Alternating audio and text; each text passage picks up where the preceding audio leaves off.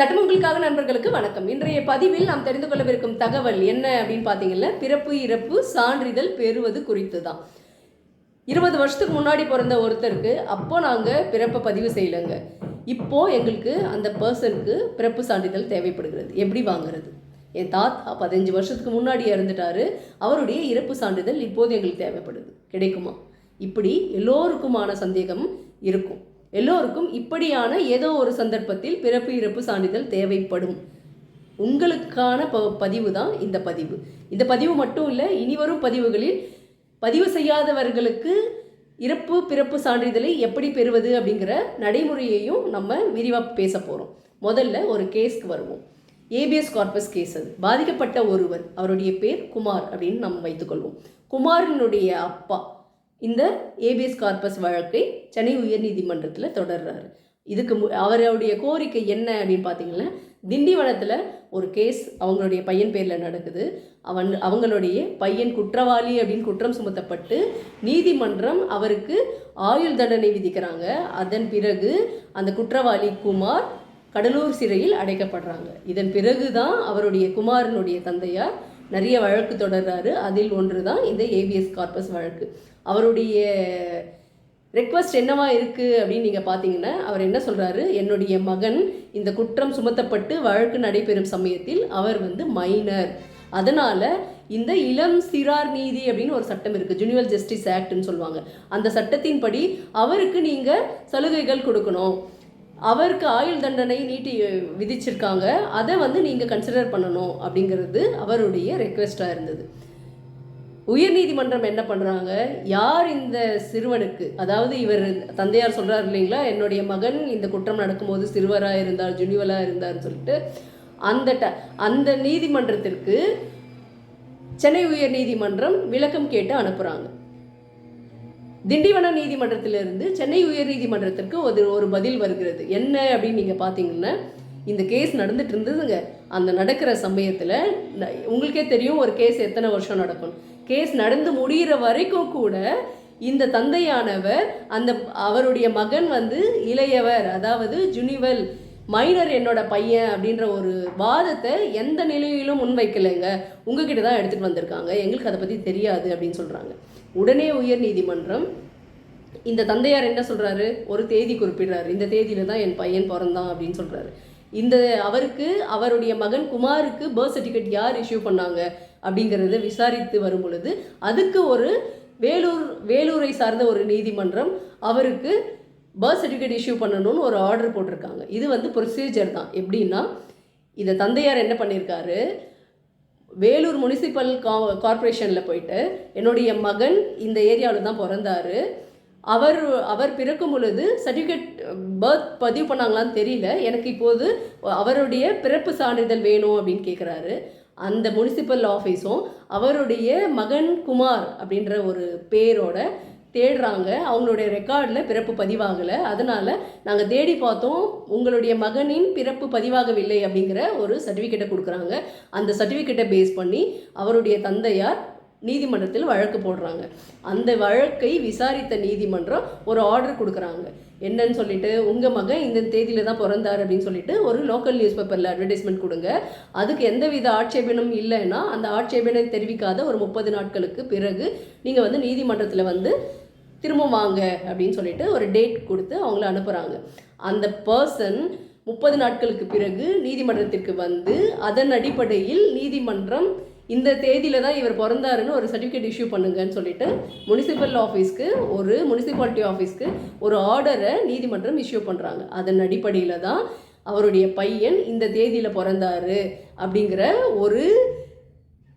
ஒரு வாதத்தோடு இந்த குமாரின் தந்தையானவர் உயர்நீதிமன்றத்திற்கு வந்திருக்கிறார். அதாவது இவர் முனிசிபாலிட்டி ஆஃபீஸ்க்கு போயிட்டு அவருடைய மகனுடைய பர்த் பதிவாகலைன்னு ஒரு விஷயத்த சொல்லி அதன் பிறகு அங்கிருந்து ஒரு சர்டிஃபிகேட் வாங்கிட்டு அட்வர்டைஸ்மெண்ட் கொடுத்து அதன் பிறகு நீதிமன்றத்துலேயும் போயிட்டு நீதிமன்றத்தில் ஒரு ஆர்டர் வாங்கிட்டு அதன் பிறகு ஒரு பர்த் சர்டிஃபிகேட்டை வாங்கிட்டு அந்த பர்த் சர்டிஃபிகேட்டை பேஸ் பண்ணி அவருடைய மகனுக்கு விடுதலை வேண்டும் அப்படின்னு கேட்குறாரு. நீதிமன்றம் இதை ரொம்ப வியப்பாக பார்க்குறாங்க. இதுக்குள்ளே நடந்த எல்லா உயர் நீதிமன்றம் இந்த பிறப்பு சான்றிதழுக்கு பிறகு நடந்த எல்லா விஷயத்தையும் அனலைஸ் பண்ணுறாங்க.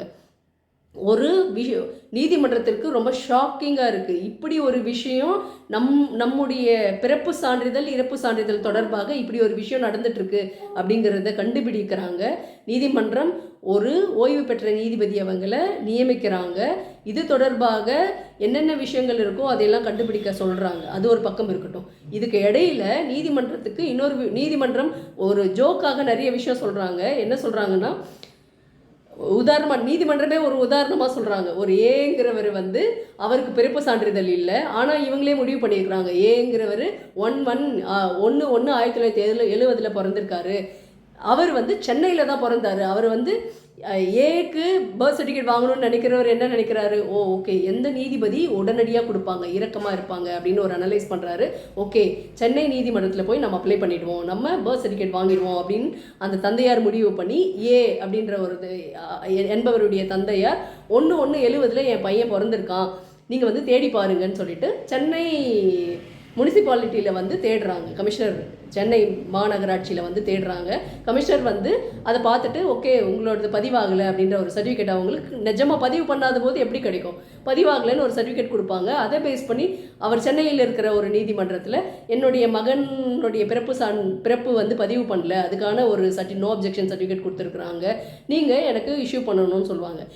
இதை பேஸ் பண்ணி சென்னையிலும் அவருக்கு ஒரு சர்டிஃபிகேட் இஷ்யூ பண்ணுவாங்க. இப்படி தான் நடந்துகிட்ருக்கு கேலி கூத்தாக அப்படின்னு சொல்லிட்டு சொன்னதோடு மட்டும் இல்லாமல் இன்னொரு விஷயத்தையும் பதிவு பண்ணுறாங்க. என்னென்னா, இந்த குமார் அப்படிங்கிறவர் நம்ம மெயின் கேஸ் நமக்கு யார் போட்டாங்களோ அவங்க இருக்காங்க இல்லைங்களா, அவங்களுடைய தந்தையார், அதை பற்றி சொல்கிறார் அவர். இவர் என்னன்னு நீதிமன்றத்தில் கேட்டிருக்கார் தெரியுங்களா, வேலூர் நீதிமன்றத்தில், என்னுடைய மகனுக்கு பாஸ்போர்ட் வாங்கணும், அவருடைய பிறப்பை நாங்கள் பதிவு செய்யலை, அதனால் நீங்கள் இதை கன்சிடர் பண்ணி அவருக்கு ஒரு சர்டிஃபிகேட் இஷ்யூ பண்ணணும்னு கேட்டிருக்காரு. நீதிமன்றம் குமாருக்கு தானே அவங்க பர்த் சர்டிஃபிகேட் கொடுக்குறாங்க, குமாரை நீதிமன்றம் பார்க்கவும் இல்லை. திண்டிவனம் நீதிமன்றத்தில் குமார் தண்டனை விதிக்கப்பட்டு சிறையில் இருக்கிறார்ன்ற ஒரு விஷயம் கூட இந்த பர்த் சர்டிஃபிகேட் இஷ்யூ பண்ணணும்னு ஆர்டர் கொடுத்த நீதிமன்றத்துக்கு தெரியல அப்படின்ற ஒரு விஷயத்தை சென்னை உயர் நீதிமன்றத்தில் வருத்தத்தோடு பதிவு செஞ்சுருக்காங்க. இன்னொரு விஷயம், அவங்களுக்கு இந்த அறிக்கை கிடைக்கிறதுக்காக நிறைய தமிழ்நாடு இருக்கக்கூடிய அனைத்து நீதிமன்றத்துக்கும் ஒரு ஆர்டர் சர்க்குலேட் பண்ணி எல்லா வழக்குகளையும் விசாரிக்கிறாங்க.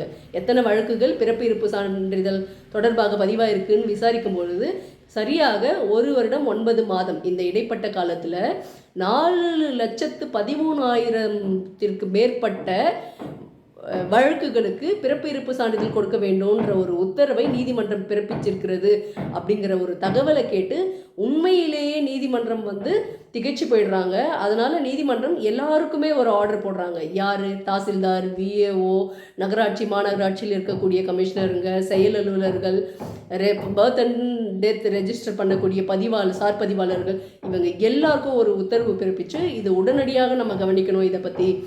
ஏன்னா இது இப்படி தான் கண் தோன்றித்தனமாக இப்படி தான் எல்லாம் போயிட்டுருக்கு. அதனால் இதை ஒரு ரெகுலரைஸ் பண்ணணுங்கிற ஒரு காரணத்தையே சொல்கிறாங்க. நம்ம இப்போ எலியை கண்டுபிடிச்சிட்டோம், அதுக்கு நம்ம சரியான மருந்தை இது பண்ணி வீட்டை காப்பாற்றணும் அப்படின்னு நீதிமன்றமே பதிவு செய்கிறாங்க. அதன் பிறகு தான் ஒரு ஜிஓ பாஸ் பண்ணுறாங்க அரசாங்கம். அந்த ஜிஓவின் படி இதுவரை பிறப்பையும் இறப்பையும் பதிவு செய்யாதவங்களுக்கு எப்படி இறப்பு சான்றிதழ் கொடுக்க வேண்டும் அப்படிங்கிற ஒரு வழிமுறையை நீதிமன்றத்தின் வழிகாட்டுதலின் பேரில் தமிழ்நாடு அரசாங்கம் விநியோகிச்சிருக்காங்க. அதை பற்றி நம்ம அடுத்த பதிவில் தெரிந்து கொள்வோம். நீதிமன்றம் இன்னொரு கருத்தை சொல்லியிருந்தாங்க, வியப்பா என்னன்னு சொல்லிட்டு, பிறக்காத ஒருத்தருக்கு பிறப்பு சான்றிதழும் உயிரோடு இருக்கிற ஒருத்தருக்கு இறப்பு சான்றிதழும் கொடுக்கக்கூடிய ஒரு நிலையை நம்ம தவிர்க்கணும் அப்படின்னு சொல்லியிருக்காங்க. இந்த ஜிஓ பற்றி அடுத்த பதிவில் விரிவாக தெரிந்து கொள்வோம். நன்றி, வணக்கம்.